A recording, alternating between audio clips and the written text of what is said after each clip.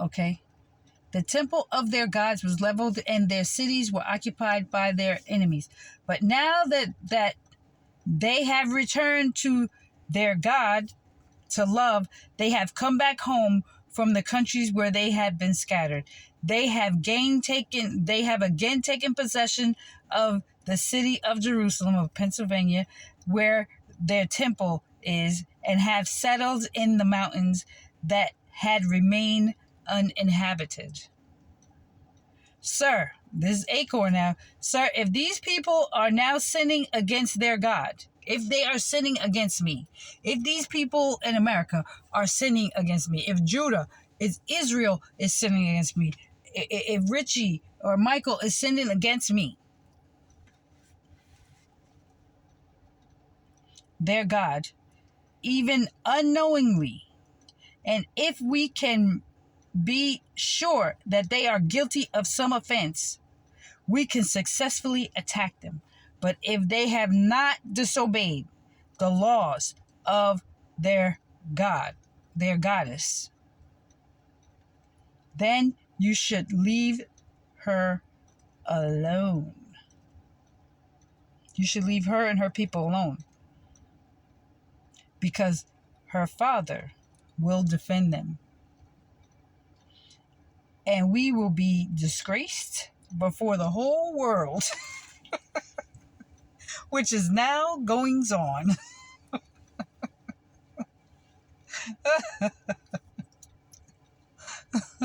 If you can't find her a sin on her, if she is sinning against her father,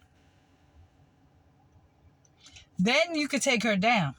But if she's not sinning against her father, he's going to defend her, and you are going to be disgraced before the whole world. Reaction of the crowd. When Achor had finished his speech, all the people standing around the tent began to protest. Hophanes's own senior officer, as well as the Moabites and those from the Mediterranean coast, demanded that Achor be put to death. Because Achor told the truth. He said, I'm telling you the truth. If this woman is sinning against her father, then you could take her. But if she's not sinning against her father, you are going to be disgraced. Because he's going to defend her, and you're going to be ashamed. So they say, okay, you know what? Kill him. Kill him. When Achor had finished his speech, all the people standing around the tent began to protest Hophanes's own senior officers, as well as the Moabites and those from the Mediterranean coast, demanded that Achor be put to death. Why should we be afraid of this Israelite woman?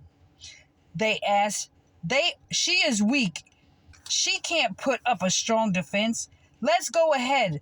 General Hophanes, your great army will slaughter her easily. That's the people that,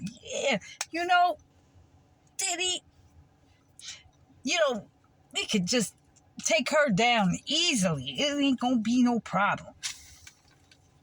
The speech of Hophanes. When the noise of the crowd around the council had subsided, Hophanes spoke up to Achor in front of the entire group. Those from the in front of the whole entire group. Those from the Mediterranean coast and the Moabites and the Amorites missionaries. Achor, who do you think you are, acting like a prophet?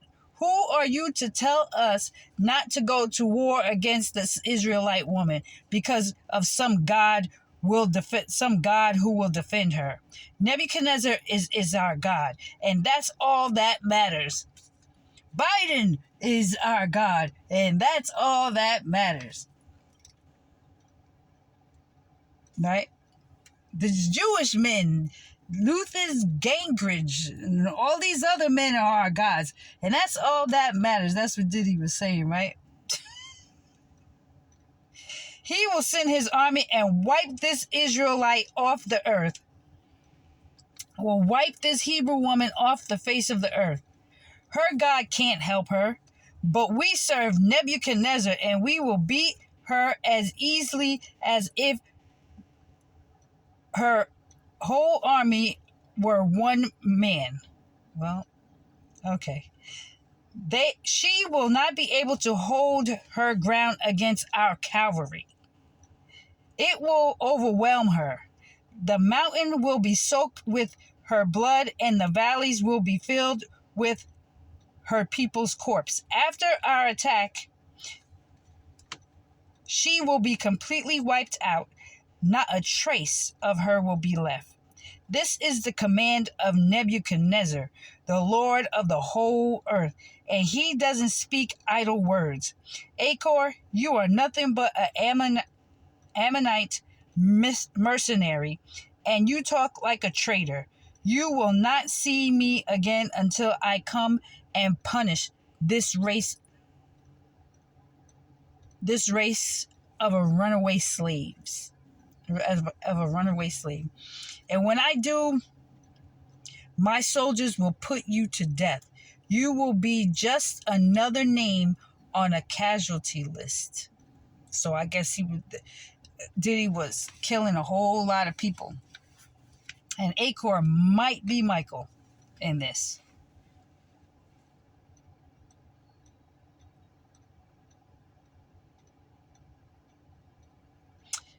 Now men will take you into the mountains and leave you in one of the Hebrew towns, and you will die with the people there. Why look so worried, Achor? Don't you think the town can stand? Don't you think the town can stand against me? I will carry out all my threats. You can be sure of that. So they had to put Michael, I think, in hiding too.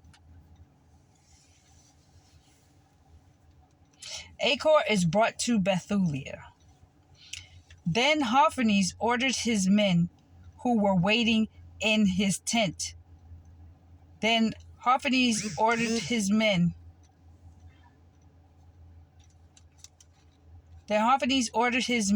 who were waiting in his tent to seize Achor, take him to Bethulia, and hand him over to the Hebrews, to the Israelites. So then the Israelites, I guess, the Italians, Richie's side. So the men seized Achor and took him out of the camp into the valley. From there he led him into the mountains as far as the spring, which was below Bethulia. When the men of that town saw them approaching, they picked up their weapons and ran to the top of the hill. Every man who used a sling as a weapon rained stones down on Hophanes' soldiers, and this stopped them from coming any further up the mountain.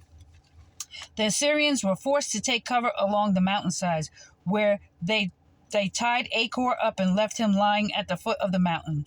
Then they returned to Hophanes. Later, when the Israelites came down to Bethulia, they untied Achor, brought him into the town, and took him before the town officials, who at that time was Uzziah, son of Micah, of the tribe of Simeon, Shabris, son of Guthaniel, and Charmis, son of Melchiel. Okay, please. Okay.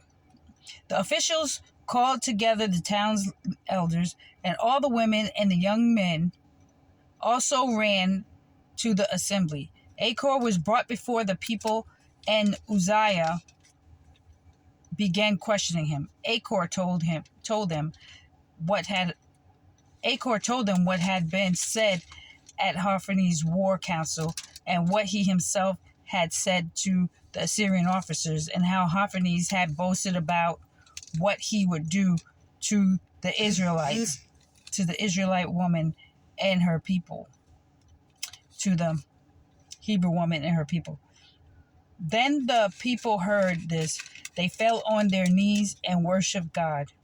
They prayed, "O God of heaven, look how our boastful enemies have humiliated your people. Have pity on her and help us." Then they pity on us and help us. Yeah. Then they reassured Achor and praised him for what he had done. After the assembly was over, Uzziah took Achor home with him and gave a banquet there for the elders. All that night they prayed to the God of Israel for help. So the God of Israel was basically me, because I was married to Israel. Israel is Richie. Judah is Michael. Israel are the Gentiles. Judah is the Hebrew, brown men and women that live in America, the Native American Indians. The next day, Hophanes gathered his whole army together, as well as his allied forces. It was an immense army, considering of 170,000 infantry and 12,000 cavalry, not counting the support troops who took care of the equipment. He ordered them, wow, I couldn't even imagine, to march on Bethulia, seize the mountain passes, and attack the Hebrew Israelites. So they moved out and set up camp beside the spring in the valley near Bethulia. The camp was so wide that it spread out towards the town of Dothan as far as Baalbaim, and so long that it stretched from Bethulia to Simon, which faces Jezreel Valley. When the Israelites saw the size of the army, they were terrified and said to one another, "Those soldiers are going to eat up everything in sight. There's not enough food in the mountain valleys and hills put together to feed an army like that." And they thought, wow, these people are coming from everywhere. There's not enough food in the mountain valleys and hills to put together to feed an army like that. But in spite of their fear, all the Hebrews, Israelites, took up their weapons, lighted signal fires on the towers, and remained on guard duty all night. The next day, Hophanes led out his entire cavalry so that the Israelites in Bethulia could see them. He inspected the approaches to the town and the springs that supplied its water. He seized the springs and stationed guards there before returning to camp. All the leaders of the Edomites and the Moabites forces, along with the commanders of the troops from the Mediterranean coast, came to Hophanes and said, "Sir, if you listen to our advice, your troops will not suffer heavy loss. Those Hebrews do not lie. This Hebrew woman does not rely on weapons for defense, but rather on the height of the mountains where they live, since the mountains are not easy to climb. So then, but it is really my God who I rely on. I can't go to the police, these police here, these crooked people here. I tried that. And they were all in cahoots.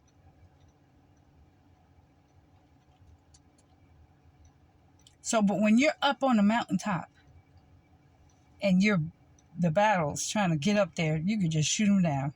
Just roll some rocks right on them. So then General Hophanes, right, sir, if you listen to our advice,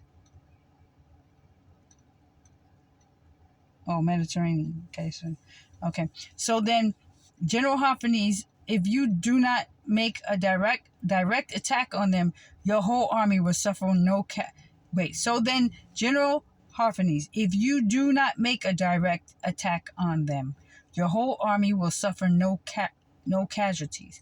Stay in your camp and keep your soldiers in their quarters. Just command your men to blockade the springs at the foot of the mountain, because that's where the people of Bethulia come to draw their water. Then, when they are dying of thirst, they will surrender their town to you. Meanwhile, we and our men will go up to the tops of the surrounding mountains, where we will set up camp and keep everyone from leaving the town. Everyone will starve to death. Men, women, and children, even before we attack, the streets will be littered with their corpses. In this way, you can make them pay for their rebellion and for refusing to surrender peacefully to you. Hophanes and his entire staff were pleased with the suggestion, so he gave orders to put the plan into action.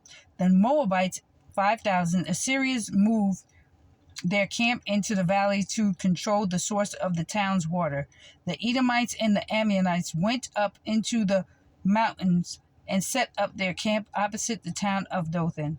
They sent some of their men to the southeast of the direction of Aqrabah, near Chusai, which is the side of the... Okay, the rest of the Assyrian army set up a camp in the valley. Their camp was spread out all over the whole countryside. Besides, the number of tents and the amount of equipment needed for such a large army were immense. I mean, they came deep. And that's what my dad said. 10,000 will die at your side, your left side. And 10, wow.